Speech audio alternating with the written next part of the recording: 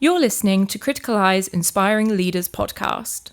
Criticaleye is a global membership community with over 2 decades of experience supporting senior executives in their roles. We work with board-level executives, giving them opportunities to build their knowledge, skills, and access independent reference points outside of their immediate networks. Whether you're stepping up into a more senior role or aspiring to do so, looking to hone high-level stakeholder relationships, drive operational performance, build your own personal resilience as a leader, or have longer-term career goals such as moving into a plural career, Criticaleye's approach supports a range of leadership challenges and ambitions.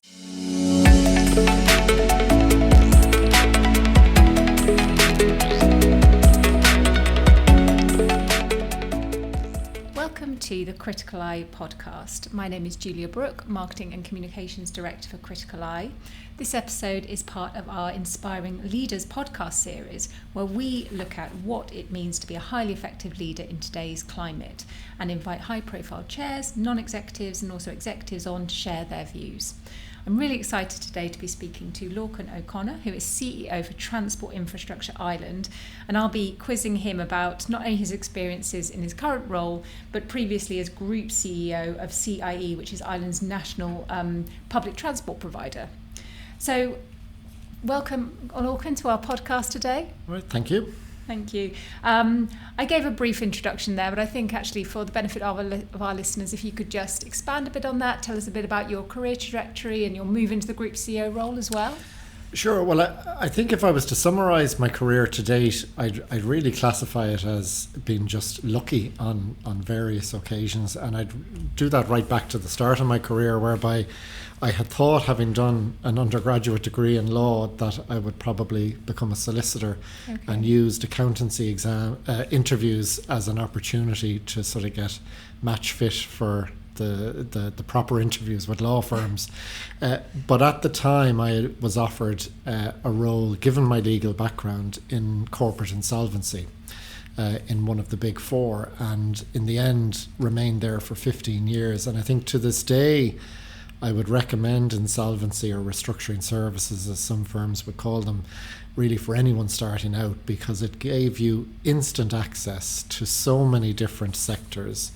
And you were really dealing with both people and companies when they were at their most vulnerable or in most difficulty.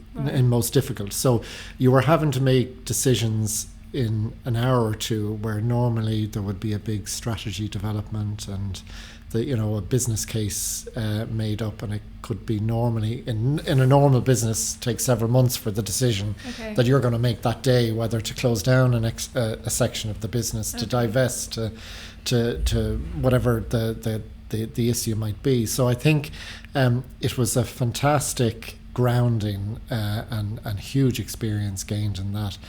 The second bit of luck was the economy, obviously in the noughties, was doing very, very well. So insolvency wasn't, and that gave me an opportunity to go on secondment to the Irish government's Department of Transport, and that was linked to the Aer Lingus IPO. So obviously gaining significant experience on the IPO side, but also the first exposure to public sector. Fast forward another decade, and through the financial crash, the IMF bailed out the Irish economy, and a condition of that was to modernise personal insolvency.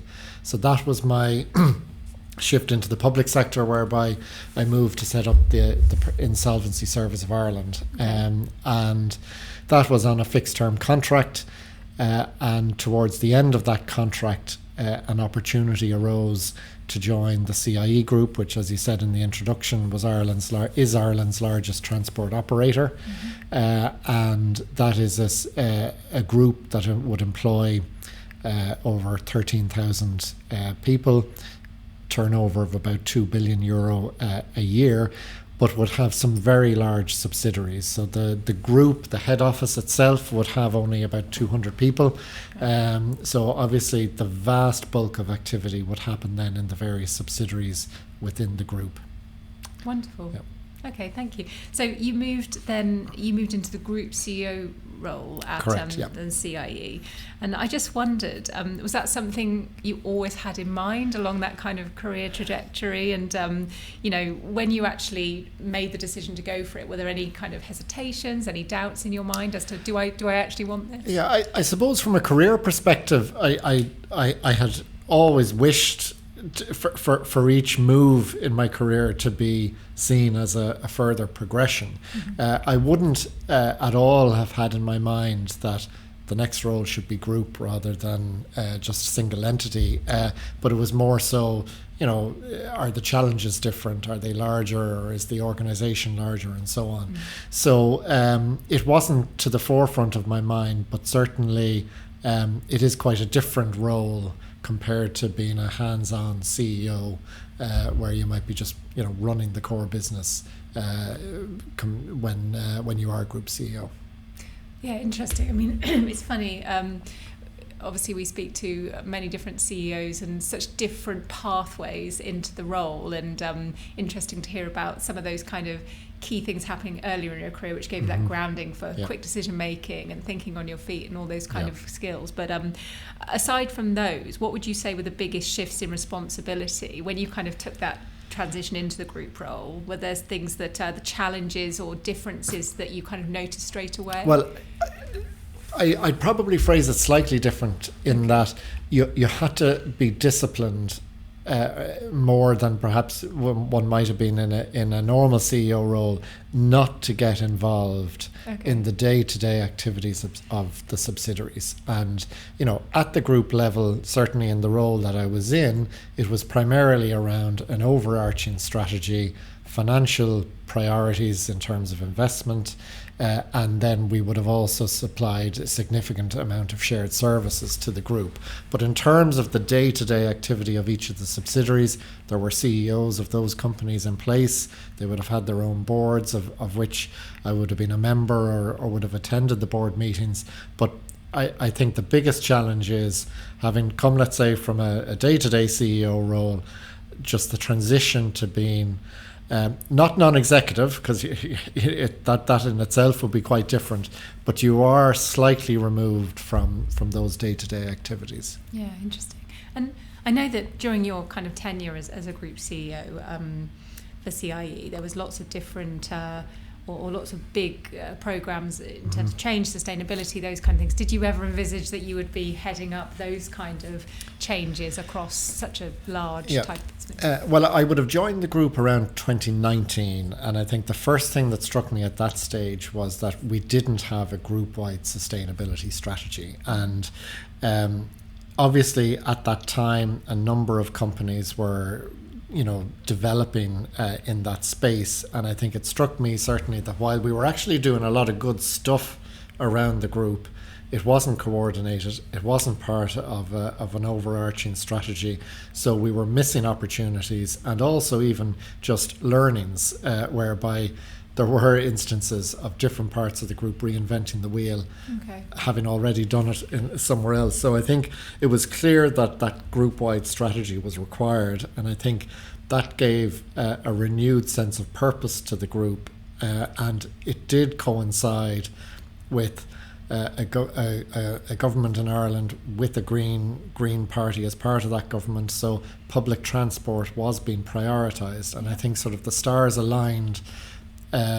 And the fact that we had that new group sustainability strategy helped us open the door to ensuring that we got backing for various other projects. Yeah, very interesting. Thank you.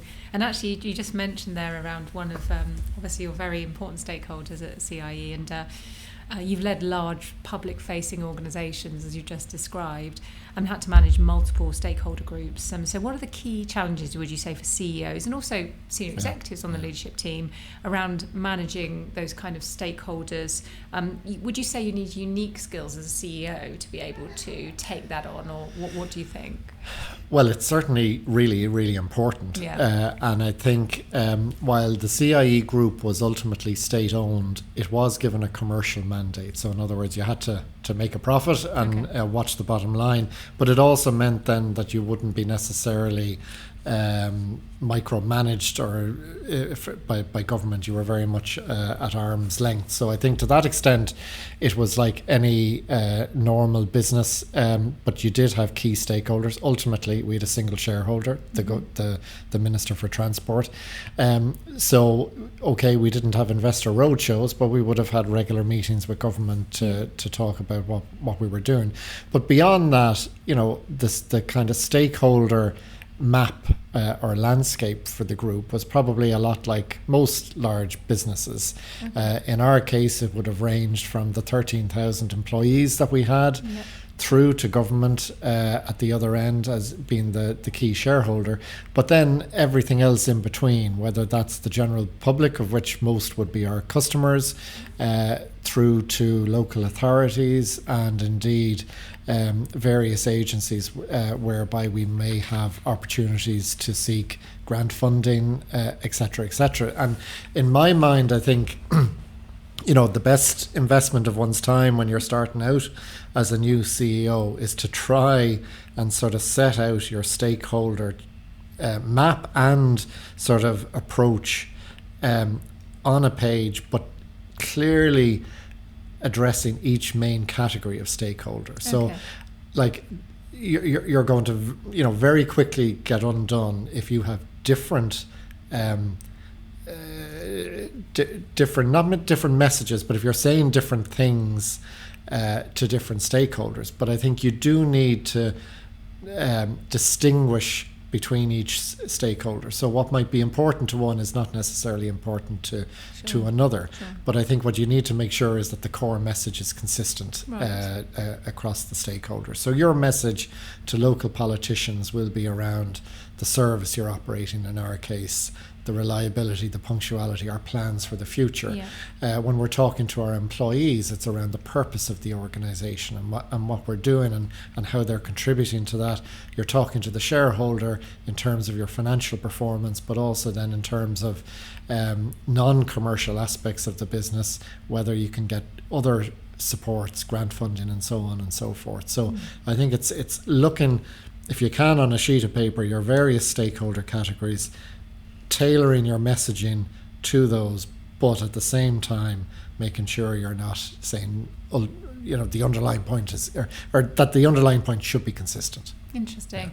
I was wondering actually, just going back to what you were saying about CI being a commercially kind of focused organisation, but still having this stakeholder and being seen as a public service. Was there ever any points of tension between being seen as a public service but being a commercial business? Of course there is. So when you have a particular route that is unprofitable and you want to close it or you want to change it, invariably you will probably get into more exposing yourself to more political pressure than a purely private company might. But I think once you know that and you plan on that basis, the ultimate mandate to be profitable and to act commercially, will win out. But you just need to manage that process perhaps that bit closer. But I think it also gives you certain advantages. So for example, one element of the group would have been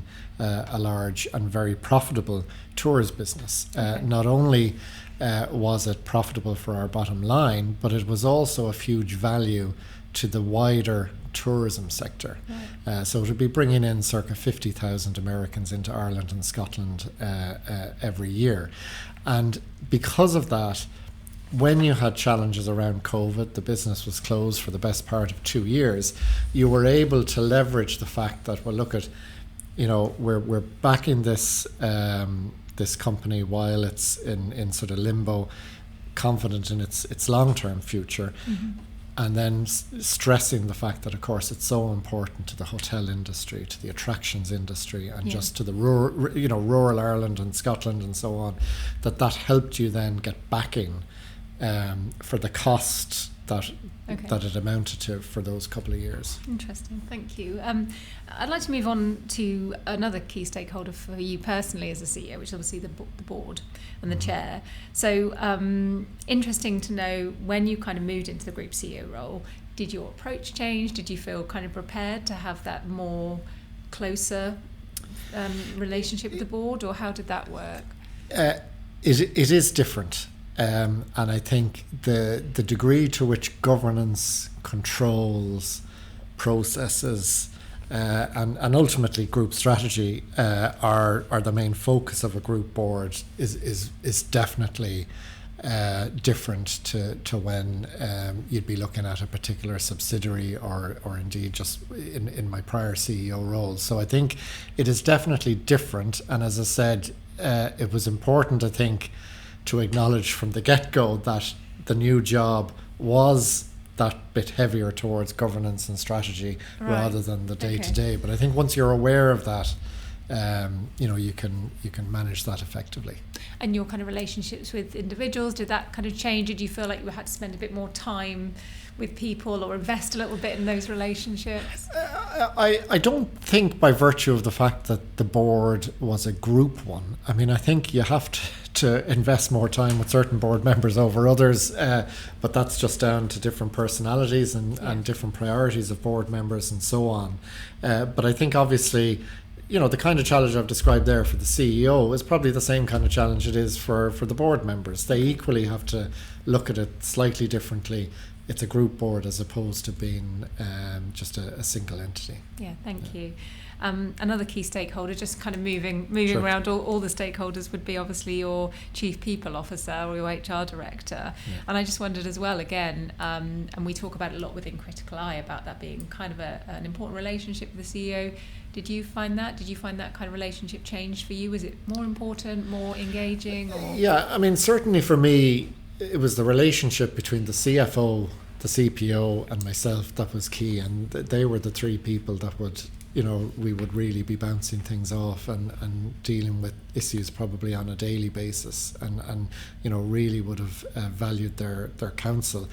I think, groups can be set up in different ways. In some cases, the group sort of dictates everything. In other cases, such as the CIE role, the subsidiaries would be largely autonomous. So they would have their own HR functions. So in my case, the CPO obviously was dealing with the direct employment of a few hundred staff, but then it would be coordinating overall HR policies, initiatives, whether it be around apprenticeships or DEI policies, etc., etc.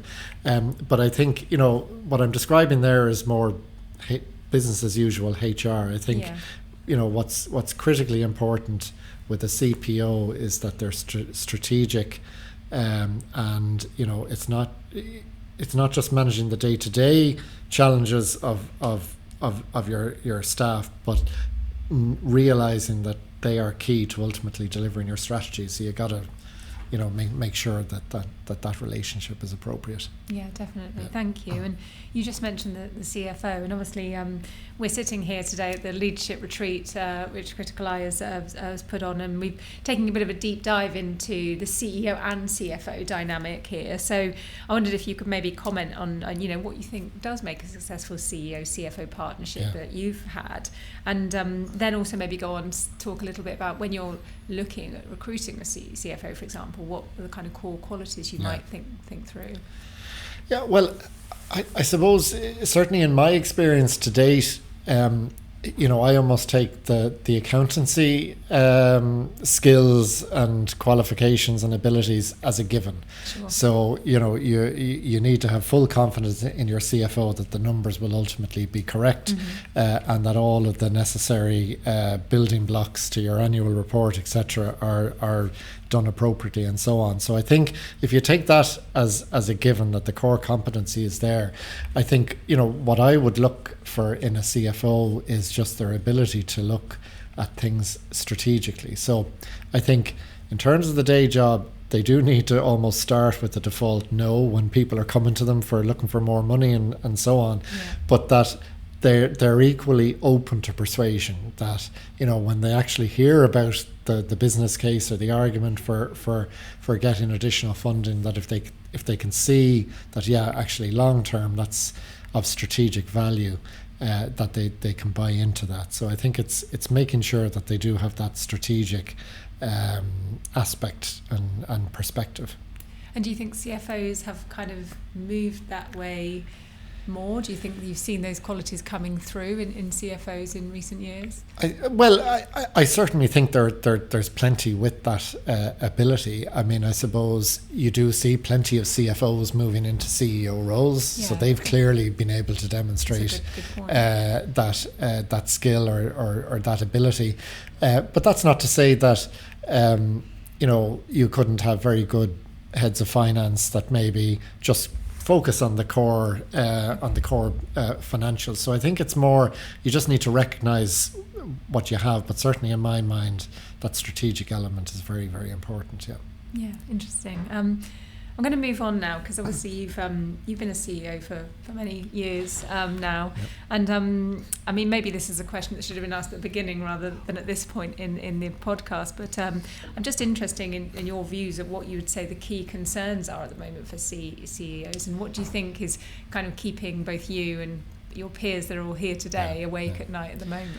Well, I've just started a new role as CEO of Transport Infrastructure Ireland, and that would be the equivalent in England of sort of the Highways Agency, together with tram operations, greenways, and also now the Metro project in Ireland. So that's a very significant capital investment programme undertaken by the Irish government. In fact, it's the largest capital project ever undertaken. So I think in terms of that kind of infrastructure side of things, it's the supply chain, as well as, and I would include labour in that, and ensuring that is managed effectively, that there's sufficient clarity for the market so that they equally can provide the necessary capacity over the coming years, given the ramp up in investment. But I think, so that's infrastructure specific, but I think if I was to think of my prior role, this role, and indeed probably most others, the biggest risk I would see right now is still around cybersecurity. I think just every business is so dependent now on technology that even just their ability to operate can be significantly undermined in the event of an attack. And there's also then huge reputational risk in terms of the customer data that you have, or even just the period of time that you could be closed or semi-closed in the event of an attack. And I think investment and focus in that area is only going to increase, or need to increase, unfortunately, over the coming years. Yeah, I mean, certainly, and we have obviously a session at this event, don't we, talking about that. It's a big topic or point of focus for CEOs, no matter what industry you're in, no matter what sector you're in. So I'd just like to finish, I suppose, with one final question, if that's okay, Lorcan. And I suppose, again, drawing upon your years of experience in a CEO role, and given there are executives within Criticaleye's community, executives today who are maybe aspiring to take on the role, do you have one golden kind of nugget of advice that you can maybe go for it? Yeah, no, go for it. And it's not going to, if it doesn't work out, it won't be the end of the world. But I think you'll always be killing yourself, the what ifs if you didn't. So I would certainly, if people are minded to try out a CEO role, I would certainly encourage them to do so. But certainly try and get as much support as you can from your peers. Mentoring, certainly from my perspective, hugely important throughout my career. And I think it's something that it's just really helpful, because it can be overwhelming, even in my new job, how busy it is as you're getting briefed on the business and so on. Just having somebody to one side, not involved in the day-to-day, that you can sort of just chat to, and that they can frankly boost your confidence while you're still scrambling in certain aspects. I would highly recommend to anyone that they do ensure that they have an effective mentor. And the last point I would make is that I think so long as you appreciate the difference between a regular CEO and a group CEO, I wouldn't see the group CEO necessarily as being a challenge that would be too far for anyone. I think you just need to recognise that it's a slightly different game that needs to be played.